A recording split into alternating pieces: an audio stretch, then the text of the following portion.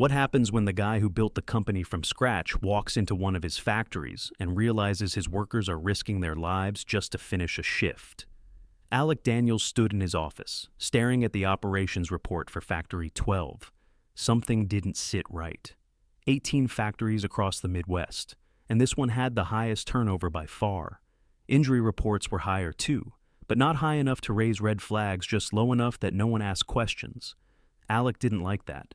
He'd started this company 15 years ago in a dusty garage with a single lathe machine and a borrowed loan from his uncle.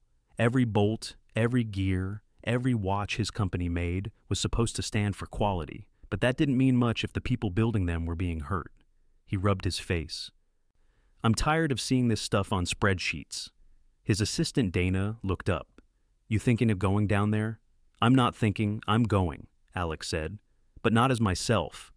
Factory 12 was in a small industrial pocket outside Cleveland.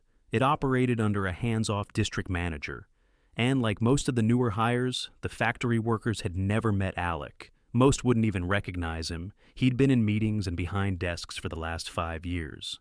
He shaved his beard, cut his hair, and wore an old warehouse uniform with a fake name tag, Tom. He applied for a temp position through a third-party agency they used often, which helped keep his identity under wraps. On Monday morning, he walked into the factory for the first time in a decade. The floor smelled like oil and metal, and the hum of machines echoed against the concrete walls. A short, wiry man with a clipboard called out, "You the new guy?" "Yeah, Tom." "Name's Rick. I'm the floor manager. Don't touch anything unless I tell you to. You break it, you're gone. Understand?" Alec nodded. Rick didn't give a tour. He just pointed toward a machine at the far end of the line. "You're on Station 8. Sanders will show you." The guy at Station 8 was a lanky man in his 40s with tired eyes and grease-stained gloves. "You new?" "Yeah, name's Tom. I'm Sanders. You ever work a press before?" "No." Sanders sighed. "All right, I'll show you the steps, but keep your hands away from the rollers. They jump sometimes." Alec frowned. "They jump?" Sanders gave a half shrug. "Yeah, machine's overdue for maintenance. We put a ticket in months ago." But Rick said it was fine. Alec watched the press slam down with a loud clank, then shudder before resetting. A tiny jerk, barely noticeable unless you were inches away. Sanders leaned in. "This thing nearly took off my thumb last month. I'd just keep my hands back now." "And no one fixed it?" "I told Rick. He said unless it stops working completely, they're not pulling it. Said downtime costs more than a bandage." Alec's stomach turned, but he said nothing. The day dragged. Alec watched other machines, more than a few had dents, missing covers, or makeshift tape jobs. He saw one worker use a wrench to manually reset a jammed conveyor. No safety goggles, no gloves. At lunch, he sat with Sanders and a younger woman named Gia. She was sharp, funny, and didn't hold back. "Rick doesn't care about us," she said between bites of a sandwich. "He only shows up when the district guy's visiting. These machines are falling apart." "You ever report it higher up?" Alec asked. "To who?" Gia scoffed. "Corporate doesn't listen. Last guy who called HR got his hours cut." Alec clenched his jaw. "You like the work?" "I love building stuff. I just hate feeling disposable." After lunch, Rick barked at a guy for being 3 minutes late back to the line, then walked past Station 8 without acknowledging Alec. At the end of the shift, Sanders helped him clock out. "You did all right today. Just keep your eyes open, and don't trust Rick with your safety." Alec left the building with his heart pounding. He'd built this company to give people good work, solid wages, and dignity. But here, the people on the floor were being treated like spare parts. He didn't sleep that night. The next morning, Alec arrived 15 minutes early, hoping to get a better sense of how things unfolded before the shift officially began. The parking lot was still half empty, but inside, a few workers were already on the floor. One of them, a stocky man with a shaved head and faded hoodie, was adjusting bins near the assembly line. He looked up when Alec approached. "You're the new guy, right, Tom?" "Yeah." "Name's Luis. I do prep on lines 4 through 8. Don't let Rick catch you standing around. He flips if you're not already sweating by the horn." Alec glanced at the clock. "It's not even 6 yet." Luis shrugged. "Still counts. He'll dock you if he feels like it, says early's on you, Late's on me. Alec walked back to Station 8 just as Gia came through the side entrance, tying her hair back with a strip of cloth. She looked drained but alert.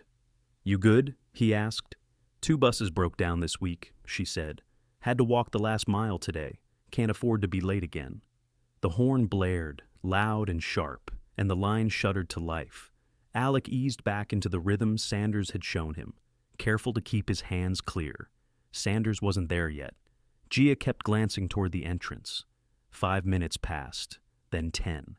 Rick stormed into the floor from the back hallway and shouted across the machines. "Anyone seen Sanders?" Alec hesitated. Gia kept her head down. Rick cracked his knuckles and muttered something under his breath before heading toward the office. A moment later, he returned with a clipboard and pointed at Alec. "You're running solo until further notice. Don't fall behind." "I don't know the second half of the process." "Figure it out." Alec opened his mouth to respond, but Rick had already turned away. Gia stepped closer. "Don't run that press without someone clearing the jam chute manually. It backs up every 20 units. Alec nodded, grateful. 30 minutes in, the backlog started. He shut down the station and cleared the chute the way Sanders had shown him. It was slow, and the line above began to stall. Rick appeared again, this time furious. "Why are we backed up?" "I had to." "Don't give me excuses. You're wasting everyone's time." "There's no one else on this station." "Then try harder." He walked off without waiting for a reply. By mid-morning, Sanders still hadn't appeared. Alec spotted Luis again during a supply run to the back wall. "Sanders called in sick?" Alec asked. Luis shook his head. "Nope, Rick sent him home yesterday." "Why?" "Said he was moving too slow. Didn't matter that the press is half busted." Luis set down a bin and lowered his voice. "Guy's been here 8 years, trained half the line. Now he's out the door like trash." When Alec returned to Station 8, he noticed something else. One of the emergency shut-off boxes near the press had been taped shut with a "Do Not Touch" sign scrawled in marker. He crouched down and peeled it back. The inside was covered in dust and had a severed wire dangling loose. Gia noticed. "That's been like that since I started. I told Rick during my first week. He said nobody uses that shut-off anyway. It's a safety requirement. Tell that to him."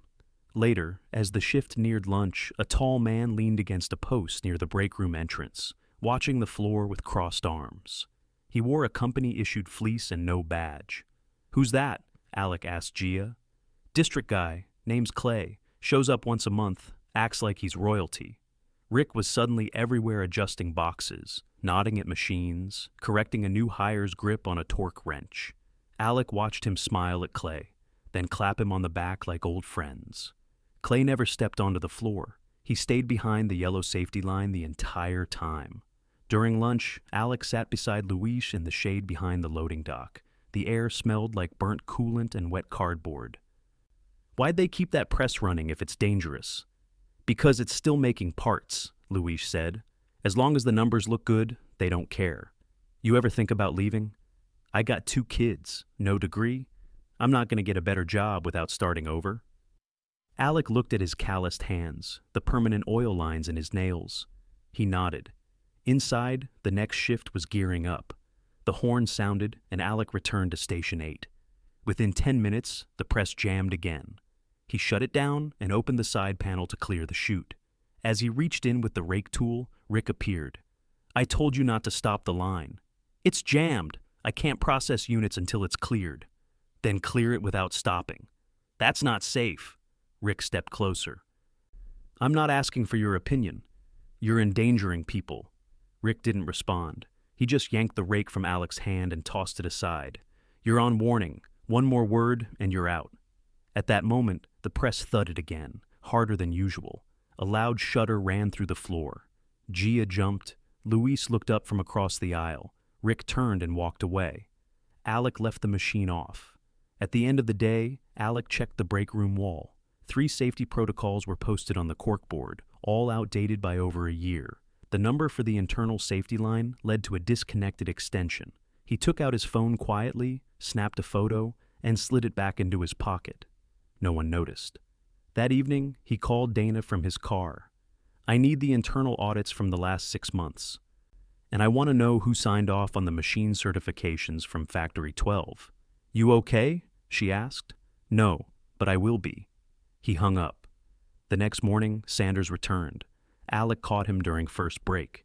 You all right? Doctor said the stress was triggering my migraines. I've been running that press too long without a break. They going to put you somewhere else? Sanders shook his head. Rick said if I can't keep pace, I'm not useful. Alec didn't answer. He couldn't. Not yet. That afternoon, Clay showed up again and called a floor huddle. Rick stood beside him like a shadow. I want to thank everyone for staying productive despite some personnel changes, Clay said. Our numbers are trending up, and that's because of your hard work. Alec watched Gia cross her arms. Louise stared at the floor. When Clay turned to leave, Alec made eye contact. Clay looked right through him. That night, Alec sat alone in a diner off the highway, flipping through the photos he'd taken. Busted shutoffs, exposed gears, taped over warnings. He'd seen enough. Tomorrow, he would end this, and he wouldn't do it quietly. Alec arrived before dawn again, this time wearing steel toe boots and his company issue cap pulled low. He walked straight to the back dock, bypassing the front. He wanted to see who showed up early, who ran the place before the supervisors even clocked in. Luis was already unpacking a pallet of housing brackets in the cold morning air. The man didn't look up as Alec approached, just kept moving with practiced precision. Need a hand? Alec asked. Luis glanced over. Thought you were on 8. I will be. Just figured I'd help before the horn. Luis nodded and handed him a cutter. They worked in silence until a forklift beeped its way toward the bay. The driver, a young guy with a bandana over his mouth, gave a 2-finger wave and backed into the loading zone with ease. That's Deshawn, Luis said. Best driver we've got. They use him on every shift. Deshawn parked the load, killed the engine, and hopped down. Hey, you the new temp? Tom, Alex said, offering a hand. Deshawn shook it once, firm. I've seen you on 8. You're doing all right. Not many last more than 3 days over there. Luis leaned in. He actually listens. Doesn't think he knows better than the machine. Deshawn chuckled. That'll keep your fingers intact. The horn blew then, sharp and final, and all 3 men headed in. By mid-morning, the floor was tense. The press Alec worked on had stalled again, and Rick was fuming. He didn't yell this time. He didn't need to. His face said enough. He came over, yanked open the side panel, kicked the base of the machine, then slammed it shut without fixing anything. You clear that jam manually? Rick asked. Yes, Alex said. You stop the line again today, you're done. Got it? I'm not risking a crush injury to save 30 seconds. Rick leaned in, his voice low. You don't get to make that call. Luis, passing by with a bin, paused. Actually, OSHA says he does. You got a problem with that? Write it up. Rick turned. Keep walking. Luis stayed still. You want to fire me for quoting regulation? Go ahead. Rick's jaw tightened, but he walked off without another word. The air felt heavier after that. Alec looked over at Luis, who just gave a small nod and kept moving. Later, during changeover, Alec noticed a pale bruise on Gia's forearm. She was adjusting the torque tool settings, her movements slower than usual. You all right? She didn't look up. Caught it on the loader when the arm slipped. No guard on that end. You report it? She shook her head. No point. Rick says if you're not bleeding, it's not worth the paperwork. Alec crouched beside her. You shouldn't have to work through injuries like that. Neither should Sanders, or anyone here, but we don't have a choice. Alec stood, scanning the floor. Where's Clay? Left 2 hours ago. Said he saw enough. Alec watched the buzz of the line. Gia tightened the last bolt and stood, wincing. Take 5, he said. I can't. I'll cover your slot. She hesitated, then nodded once and stepped aside. Alex slid into position and started the next assembly sequence. When the lunch bell rang, Alec didn't go to the break room. He walked straight to the second floor, where the supervisor offices overlooked the plant floor. He didn't knock. Rick looked up from his desk. You lost? Alex shut the door behind him. Sit down. Excuse me? Alec pulled the cap from his head and dropped it on the table. I'm Alec Daniels. Rick stared. That's not funny. No, it's not. Alec stepped in. You've got one chance to explain yourself. Rick sat slowly, eyes darting to the window. I didn't know it was you. That was the point. Rick leaned back. Look, the floor's tough, I admit that. But we've been hitting numbers. That's what matters, right? Alec didn't move. You ignored safety issues, threatened workers, and pressured people to operate broken equipment. Rick raised his hands. We've had budget cuts. No one wants to pay for downtime. You think I wanted to run it like this?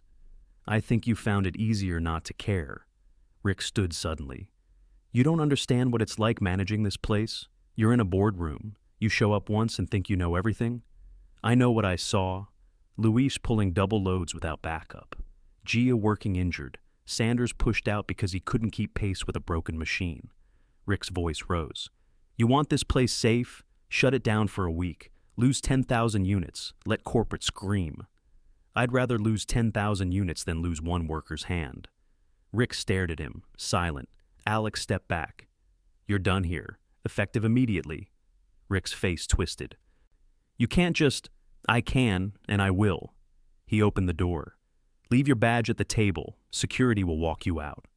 Rick didn't move for a moment. Then, with slow, stiff hands, he unclipped his badge and dropped it on the desk. Without a word, he walked past Alec and down the stairs. Alec followed him halfway, then turned back toward the floor. He pulled out his phone and called Dana. Get Clay on the line. I want him here by 3. He's not going to I'm not asking. He hung up. When he returned to the floor, Gia had resumed her station. Alec walked over. You're off the line for the day. Go see the nurse. I'm fine. You're valued. That means you don't work hurt. She looked at him for a full second before nodding. All right. He turned to Luis. You've been holding this place together. I want you to help me rebuild it. Luis blinked. You serious? We're going to do this right, and I need people who haven't forgotten what that means. Deshawn approached from the aisle. Word's spreading. Rick's gone? Alec nodded. He is. Deshawn looked at Luis, then back at Alec. So, what now? Now we clean house. By afternoon, Clay arrived. Alec didn't wait for him to get comfortable. He met him in the hallway and pointed to the observation window. You walked this floor twice in 2 days and missed everything. Clay adjusted his collar. We rely on site managers for the details.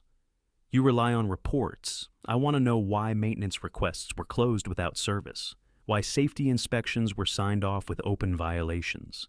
I'll have to look into that. No, you'll do more than look.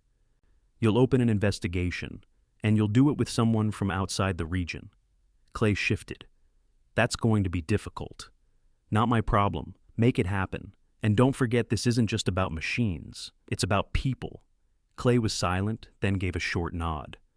Understood. Alex stepped onto the floor again. The press at Station 8 was silent. He walked the line, eyes scanning every station, every person. He saw worn faces, tired shoulders, but also something else. A shift. The tension had cracked just slightly. He stopped by Sanders' locker before the end of shift. The man looked up, surprised. I want you back on the floor, but not on the press. You'll help retrain new hires. You've earned more than a station. Sanders blinked. You're serious? I've never been more. He held out a hand. Sanders took it. Slow and deliberate. As the final horn sounded and the floor emptied, Alex stayed behind. He walked aisle to aisle, making notes. Protective shields were missing. Emergency exits needed clearer markings. The lighting over Bay 2 flickered. It would take weeks, maybe months. But it would change. And this time, he wasn't leaving it to a spreadsheet. By Friday morning, the air in Factory 12 felt different. Not lighter, not yet, but cautious. Word had traveled fast about Rick's firing, and though no one said much out loud, people moved with a little more alertness, like they were waiting to see what would actually change. Alex stood near the central tool cage with a clipboard in hand, dressed in his usual dark jeans and jacket. Company badge visible now. No more pretending. He hadn't left the building since the reveal. He'd spent the last 2 nights reviewing shift logs, walking the line during off hours, and speaking directly with the people who actually kept the machines running. At 7 sharp, he called a brief all-hands meeting. No microphone, just clear, direct speech. "I'm not here to give you a speech," Alec said. "I'm here to tell you what's changing." No one moved. Gia stood near the back, arms crossed. Luis leaned against a pallet jack, silent. Even Deshaun parked his forklift and stood at the edge of the group. "We're not waiting for someone else to fix this place," Alec continued. "Starting today, every machine with an open safety ticket is being pulled off the line until it's repaired or replaced. No exceptions." There were no cheers, just a few surprised looks. It was a start. He held up the clipboard. "I also signed off on a third-party safety audit. They'll be here next week. You'll see them on the floor. They don't answer to me, and I want you to talk to them. Be honest." Alec scanned the group. "Some of you haven't had a proper shift lead in months. That ends today. Luis and Gia will be interim leads for line 4 through 8. They know the work. They've earned the trust." Luis blinked, then looked around as if to confirm he'd heard right. Gia didn't react at all. She just nodded once. Alec continued. "Anyone who worked under Rick and felt intimidated, silenced, or pressured, come to me directly. I'll be here, not in an office across the state." He paused. "One more thing," he said. "I know talk is cheap, so let's show each other what action looks like." He stepped back. That was all he had to say. The group dispersed slowly. Some heading to their stations, others lingering a moment longer, watching him. Back on the floor, Gia joined him near Station 8. "You sure about this?" she asked. "You're not?" "I didn't say that," she said. "Just surprised. Last time someone said they cared, we got a pizza party and a broken vending machine. I'm not here for optics." "Good, because I can't fix broken promises." Alec looked at her. "You don't have to. Just help me fix the line." She gave a small nod and headed toward the panel. Alec turned to Luis, who was inspecting a misaligned conveyor bracket near the main feeder. "You still up for more responsibility?" Alec asked. "I didn't ask for it." "That's not what I said." Luis hesitated, then straightened. "Yeah, I'm ready." "Then keep eyes on this section. Anyone needs backup, you pull them." "No one works through pain. No one runs broken gear." Luis looked at the conveyor. "This one's been off calibration for weeks. I can shut it down and reroute. Do it. Document everything. I want repair logs by end of shift." Alec walked toward the maintenance corridor, where the tool room manager, a quiet man named Curtis, had been tracking open work orders for months. Curtis had always kept to himself, but his records were meticulous. Alec had gone through them the night before and found dozens of maintenance requests closed without action, all signed off by Rick. Curtis was standing at his workstation, adjusting a part tray when Alec arrived. "You logged every service request by hand?" Alec asked. Curtis nodded. "System was slow. Easier to track here." "You saw the shutdown orders?" Curtis looked up. "I did. I'll need your help coordinating repairs. You good with that?" "I've been waiting for it." It wasn't dramatic, no fanfare, just a man who'd done his job right, waiting for someone to notice. By late morning, Alec was walking the floor with the new safety liaison, a former paramedic turned industrial consultant named Mara. She'd arrived early, clipboard in hand, already noting exposed gears on one of the aging Torku arms. "This is a liability," she said. "And I don't mean in a legal sense. Someone's going to lose a limb." "I know," Alec said. "I need full machine specs and last maintenance records. You'll have them by close." She nodded and moved on. At Station 3, a young worker with short dreadlocks was holding his hand under a light. Alec approached. "You good?" The guy looked up. "Yeah, just burned my palm." Loader arm kicked wrong. "Get to the nurse. I can finish the hour. You're done until checked. No discussion." The guy hesitated, then walked off without complaint. Alec made a note. Across the floor, Gia was speaking with a small cluster of workers, showing them how to recalibrate the torque sensors without triggering a fault. She moved with confidence, methodical but calm. No raised voice, no condescension, just clear instruction. Alec stepped over as they finished. "You all right handling training too?" "As long as someone listens." "They are." One of the women beside her, an older operator named Nadine, nodded. "It's easier when someone actually knows the work." Alec didn't respond. He just gave a quick look of appreciation and moved on. By afternoon, the first machine came offline, fully the press at Station 8. Its replacement had already been approved, but Alec insisted it be pulled immediately. No more waiting until it failed. That decision caused a delay in throughput. Not massive, but noticeable. When Clay arrived just before 3, he was already checking the numbers. This stoppage is going to drag your weekly output. I'm aware, Alec said. You sure you want to lead with downtime right now? I'd rather lead with credibility. Clay lowered his tablet. There's going to be pushback. Corporate won't love the optics. They'll live, so will my workers. Clay sighed. Anything else I should be aware of? We're rebuilding the reporting chain. Shift leads report directly to me until further notice. I've suspended performance quotas until the safety audit is complete. Anyone retaliating against workers for speaking up will be removed immediately. Clay looked at him. You're not easing into this, huh? We've already been too slow. Clay didn't argue. He just nodded once and left. By end of shift, Alec stood by the exit doors, shaking hands with each worker as they left. Some looked surprised. Others just nodded and kept walking. As Gia passed, she paused. You're staying late again? Got a few things to finish. She studied him. You're not walking away from this, are you? I walked in to see the truth. Now I've got to live with it. She didn't say anything for a second, then added, You missed a spot. He turned slightly, confused. The grease on your shoulder, she said. Alec glanced down, saw the black smear. Guess I'm finally doing real work again. She gave a half smile and walked off. Inside, Alec returned to the operations office. He stood for a moment, looking out the window at the now quiet floor. The hum of machines was gone, replaced by the low clatter of cleanup crews and the occasional beep of a forklift. He picked up the phone and dialed Dana. Factory 12's changing. Pull the next audit schedule forward. We're not waiting another year. You want to review the other sites too? One at a time, but yes, we start here. He hung up. Alec sat down at the desk Rick used to occupy. The surface was covered in dust under the monitor. He wiped it clean, then opened a new file. Title, Field Notes Day 1. Because this time, he wasn't going back to the boardroom. He was staying where the real work happened on the floor, with the people who'd never stopped showing up.